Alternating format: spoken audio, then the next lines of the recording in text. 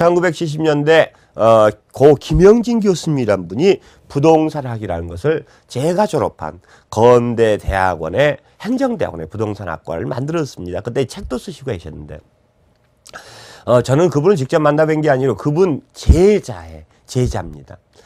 근데 이제 저희들이 이제 뭐 거의 주류가 돼갑니다만은 하여간 자, 그때 공부하셨던 분들, 초창기 공부하셨던 분들은요, 이런 법률, 경제, 기술 쪽 중에서 이 법률, 행정 쪽을 전공하셨던 분들이 거의 대부분 부동산학을 공부를 많이 하셨습니다.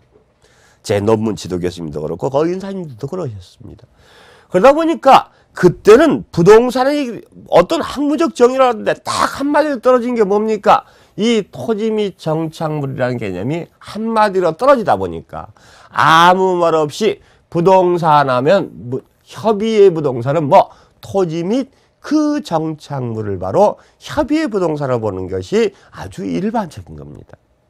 그래서 협의의 부동산은 뭐를 포함한다? 바로 토지하고 토지 위에 있는 거죠. 토지 위에 정착물을 보고 우리는 협의의 부동산이라고 얘기한다라는 것들. 원래 부동산은 이렇게 복합 개념으로 봐야 되지만. 자, 토지다라는 것은 더 이상 따질 거 없습니다. 토지는 뭡니까? 땅을 말하는 겁니다. 자, 땅이다라는 것은 뒤에 가서 얘기합니다만은 부르는 명칭이 여러 가지가 있습니다. 근데 이 토지, 그 다음에 토지 위에 정착된 물건을 우리는 협의의 부동산으로 본다란 말입니다.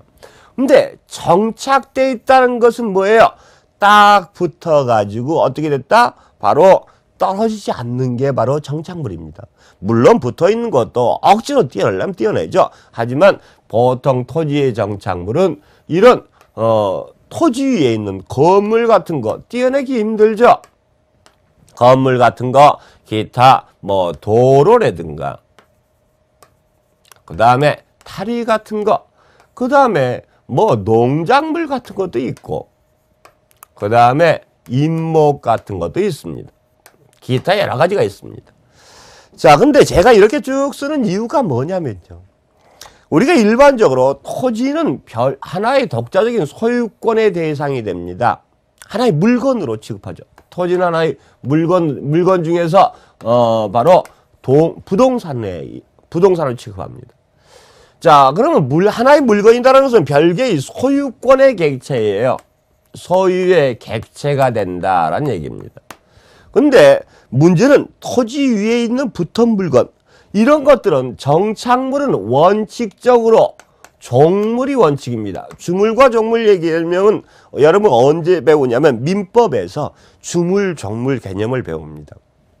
종속된 물건이란 말이죠.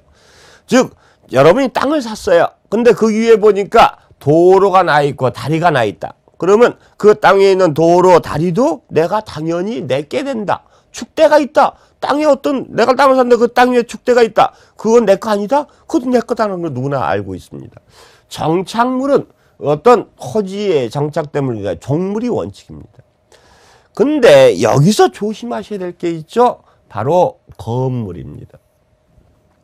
여러분들이 단독주택을 샀다.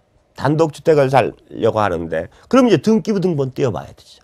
등기부등본 띄워볼 때 단독주택을 구입할 때 등기부등본은 한 통을 띄워봐야 됩니까? 두 통을 띄워봐야 됩니까? 두 통 띄워봐야 돼요. 왜요? 바로 우리나라 등기부는요.